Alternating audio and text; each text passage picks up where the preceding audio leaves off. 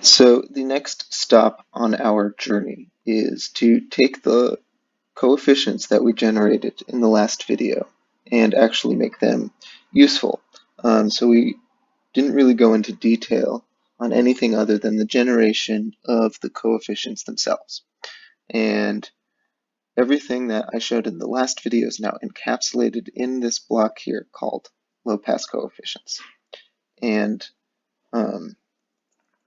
you'll see that it has 6 outputs, and I've routed them to a lot of different places, and we're going to go over that now. So this is one of a couple different intermediate steps. But the coefficients themselves cannot be directly implemented in PureData, to my knowledge. You can use those transfer function coefficients in general with a block called biquad, but the biquad block does not accept the filter coefficients as signals themselves. So with stagnant filter coefficients, you can use the biquad block. But we want to dynamically change our filter coefficients, and so the biquad block is no good for us. You can see here that I've used these snapshot blocks, which just take a snapshot of an array. So again, because we're dynamically changing the coefficients, you can't use a regular number atom. But you can use this snapshot block to essentially capture the coefficients. And because I actually have the mod depth turned all the way down, they're not really changing unless I actually change the filter coefficient. And you can see that the 6 transfer function coefficients are changing as I change the filter cutoff. Now, this is what I expect. I've done the calculation offline. I know that these 6 filter coefficients are correct. The first 3 are my B vector. The second 3 are my A vector. Now, the B vector make up the polynomial coefficients for the numerator in my transfer function, and the A vector makes up the polynomial coefficients for the denominator of my transfer function. So what that means is that the roots of the polynomial that makes up the numerator will be zeros of the function. Again, the roots are anywhere that the numerator is equal to 0. So when the numerator is equal to 0, the function is equal to 0. The roots of the denominator, much the same, are where the denominator is equal to 0, except when a denominator approaches 0, the function starts to increase rapidly. It approaches infinity, and so the roots of the denominator are referred to as poles. The actual filter operation that we can use in PureData that allows the filter itself to be altered dynamically is czero and cpole. Now, czero and cpole stand for complex zero and complex pole, and those complex zeros and poles are what we need to actually have in order to implement our dynamically changing filter.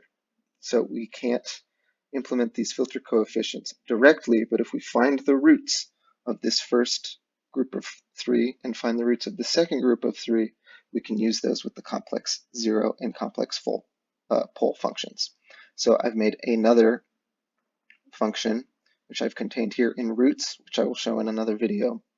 But the output of roots is also as I expect. Again, I've done these calculations offline, and I know that the functions are working properly. But the roots of these vectors as polynomial coefficients are -1 and 1 for the first group of 3. And the way I have this roots function set up, you'll see, is actually to give 2 real valued outputs and 2 complex valued outputs. So for the first, the output is really -1 and -1, and the 0 and 0 are the imaginary components of these first 2. So it doesn't have any imaginary component. The second is a complex conjugate pair. So the A vector comes in, that's the 3 inputs to the root function here, and the roots function gives 4 outputs, and that's the real part of the first output, 0.899, and the complex part of the first output, 0.0913. The real part of the second output is the same 0.899, and the imaginary part of the second output is negative 0.0913. So that's a complex conjugate pair. We often see poles coming in complex conjugate pairs when we're working with transfer function coefficients like this. So again, as I change the filter cutoff, I'm using snapshot. It's hooked up to this metro object, which is banging the input to this snapshot block every 500 milliseconds. So that's what tells it to grab a value out of that array. And you can see that the roots of the numerator are constant at -1, or a pair of negative ones, really, which is what we expect for this low pass filter. And as we change FC and or Q, we are changing the roots of the denominator only, but we're always getting this complex conjugate pair. And so it's these roots that we can plug into the complex zero and complex pole function. The complex zeros are fed by the roots of the numerator. The complex poles are fed by the roots of the denominator. And in the next video, we will dig into how the roots function works, how it takes these transfer function coefficients all as signals and turns them into roots also all as signals.